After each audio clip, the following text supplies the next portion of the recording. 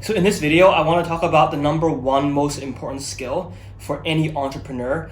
And it's actually the number one most important skill that allowed me to personally become financially free at just 24, 25 years old. And so this skill really applies to both your personal life as well as your career or your entrepreneurship journey. And this skill is project management.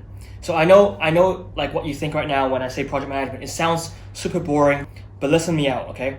Because with project management, you don't only manage your career or your projects, your professional projects, your businesses, but you can actually apply the same skills to your personal life. So that's why when you look at like a really successful CEO or a really successful senior project manager, usually they have their life together. Usually they have their shit together. It's not just that they experience professional success and then they don't experience any personal success.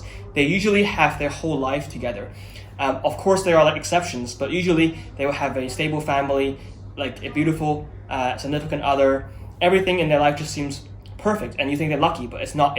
It all comes down to the number one skill, which is project management. So the first thing I want to touch upon actually is a book by Ray Dalio called Principles, and you might have heard of this book before, but it really is one of the most recommended self-help books out there by really successful people. So I don't listen to just like online articles from internet gurus telling me what books to read. I actually go out and talk to personal friends, personal people in my network who are already experiencing a lot of success, making 7 figures, 8 figures, and asking them like, what is the one book you would recommend I read? And consistently, more than a few people have recommended Principles. Ray Dalio, it keeps popping up, and I gave it a read, and it's honestly one of the best books I've read because essentially it talks about how to manage your life and how to manage your career through a set of principles. And a core idea to these principles is managing your life like you would manage a project, like a professional project. And essentially, Ray Dalio talks about the idea of a machine. And what he means by a machine is that when you have a goal, when you have a dream you want to achieve, you have to create a machine. And a machine is essentially what gets you from where you are to where you want to be. So a machine consists of 2 parts. The first part is the design, and the second part is the people. So design is obviously like how you would structure the sequence of actions in order to achieve your goals. And people is, having the right people within that design, within that system you've created.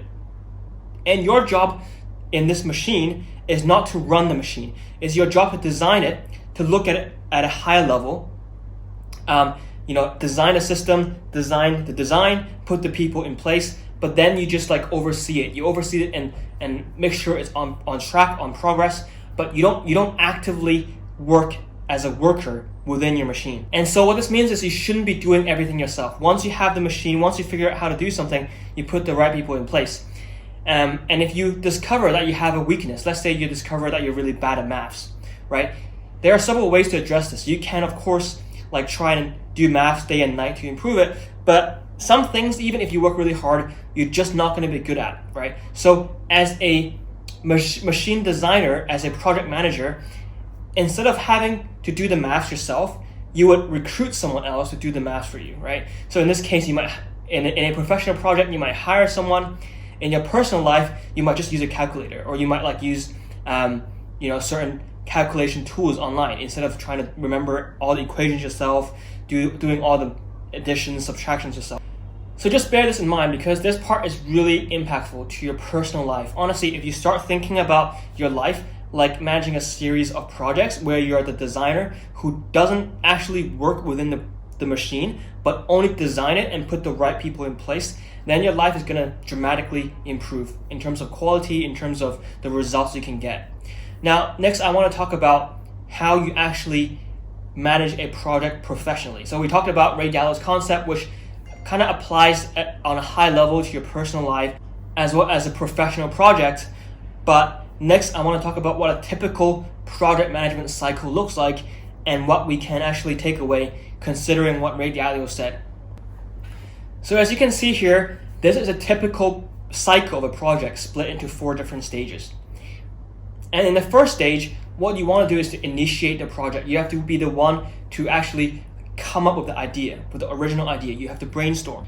And this is one of the steps that is going to make or break your entire project, because if you decide to enter into the wrong space, create the wrong product, then no matter how hard your workers are, your project is going to fail if you make the wrong choices at this stage.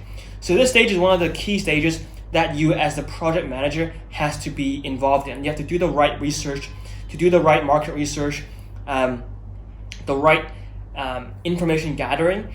And this is something I would talk about in a different video on how to actually create a business plan. So creating a business plan is going to be part of this stage where you initiate the project. You think about what is the product to get into, what is the market to get into. Then the second stage is what they call planning. So this is, again, going back to the idea of Ray Dalio's machine. This is what planning is to create the machine, is to design the machine and putting the right people in place.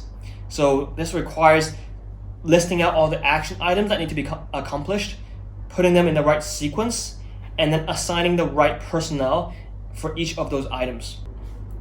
And again, this is going to be one of those parts where you as the project manager spends most of your time. Between this and initiate, that's where most of your energy and effort is going to go. And in the third stage is execution. So when you're a more junior worker, when you're grunt, like that's what you're working on. You're doing execution, right? But as a project manager, as a designer of the machine, you shouldn't really be involved in this part that much. All you should be doing is talking to your team, telling them how's it going, how's the work progress, and ensuring them basically that they are on track. And then if they're off track, you put them on track again. You monitor their work and you make sure you give them appropriate levels of feedback consistently. And then finally is the last stage where you basically review the results and look at what are the things you could improve next time so you can even be more efficient when you do it again. So as you can see, this is pretty much a 4-stage process, and what Ray Dalio said makes a lot of sense. Essentially, he's saying that you should only focus on the first 2 stages, and on the third stage, you put the right people in place and monitor their work, and that's it. But I think what's new about his idea is he's applying these professional project management techniques to your personal life, right? And that's the key. The key is you should treat your personal life and your professional life on the same level of seriousness. And when you do, the results are going to be consistent across both spheres of your life, right? They're the same thing. If your personal life is bad, your professional life is not going to be good, and vice versa. And so just give you an example of how we actually apply this in a personal life project. So let's say I have a project, I want to have a better body, I want to get a 6-pack, okay? So essentially, the first stage is initiate. So the initiate just means, okay, I've decided to do this. I've decided to improve my body, and I want to think about what are the best ways to do this? What are the different components that are going to make up a good body? And so sleep, right? Diet and exercise, these are probably the 3 key components that I would include in my initial plan. And then within that, there are many decisions to make, right? Like within exercise, what is the best type of exercise to actually get you to where you want to be, right? There are different forms of exercises. There are like just simply body weight exercises. There are like weights where you go to the gym, like free weights and machines, or there are other forms of exercises like cardio or weight like swimming or whatever.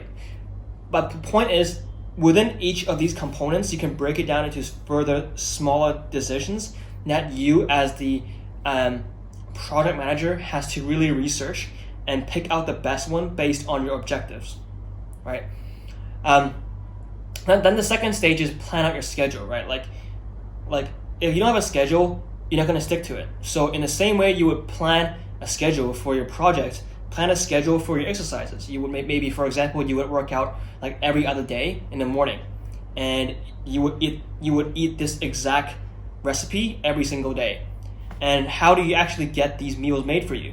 You might look up places where you can order takeaways that fit into your diet criteria. You might hire like a part-time chef to pre-cook all your meals for you.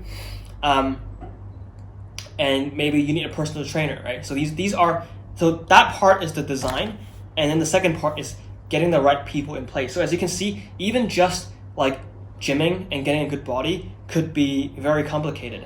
And it should be complicated because you want to maximize your results. And the way to maximize your results is to treat everything like a project where you maximize and optimize every component by having the right design through researching and getting the right information. And the second part is putting the right people in place. And the third step is implementation.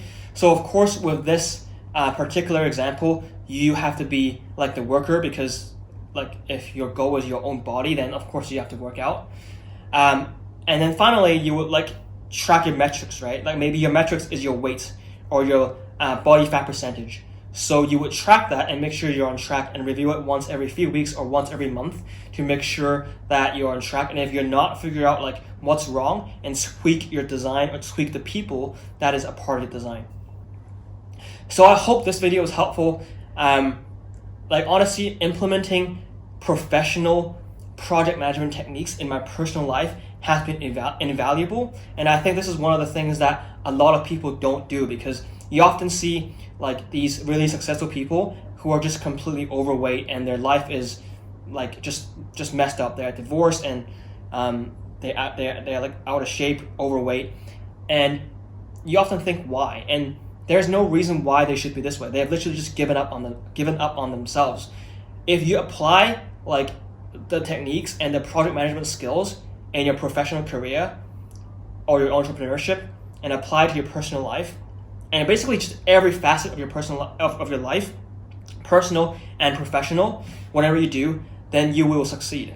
So if you like content like this, if you like anything to do with business strategy, entrepreneurship, financial freedom, financial independence, then give me a like and subscribe to our channel.